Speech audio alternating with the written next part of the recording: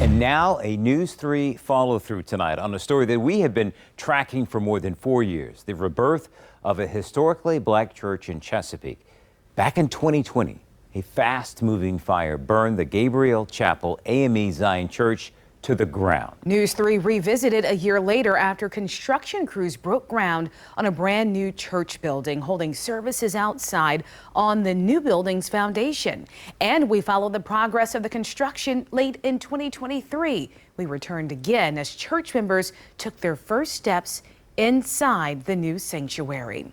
But that congregation's roots go back a lot more than just a few years. In fact, the first worshipers filled the pews there more than 150 years ago. Tonight, in honor of Black History Month, News 3 anchor Blaine Stewart is back at the church yet again with how that brand new building pays tribute to the generations who came before.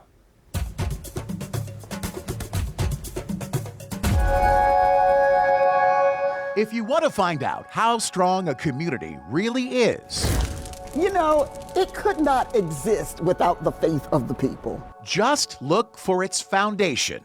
I fully believe that it was an act of God. We met Dr. Sandy Hutchinson in 2020. I am just literally numb. The morning that act of God forever changed the congregation she leads. I could not believe a church that's been here since 1866 is now burning to the ground. And I literally fell to my knees. The church that stood tall over Chesapeake's Coffee Town for well more than a century was reduced to ruins. Firefighters say lightning sparked the inferno that gutted the sanctuary. And when it came time to rebuild,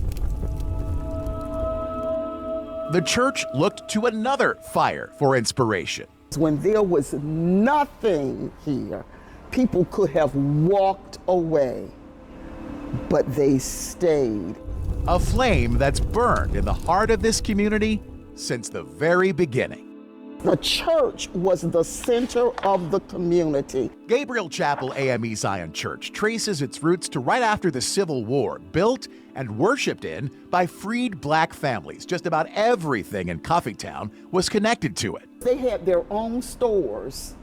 They had their own banking system. They had their own educational system. It is the oldest African-American self-sustaining community in Virginia. The church and land around it also served as a place of refuge for black families. They would hide in the cemetery when they found invaders would come through the community to set fire to their homes or look for the young girls in the community. In the decades since, Gabriel Chapel's walls have echoed a joyful noise until being silenced by the roar of flames and the wail of sirens on that stormy summer night in 2020.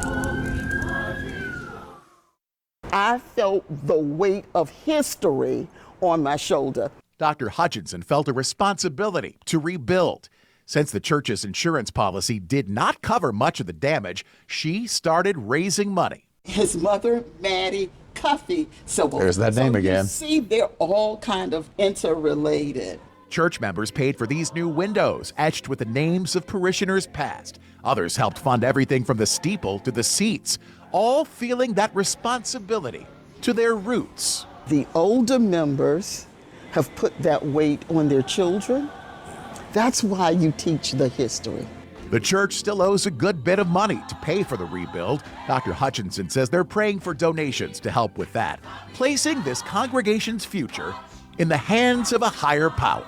Every time I come in this church, every time I preach in that pulpit, and standing firm on that foundation built by faith, I am reminded that I would not be in this place except for those who came before me. Reporting in Chesapeake, Blaine Stewart, WTKR News 3.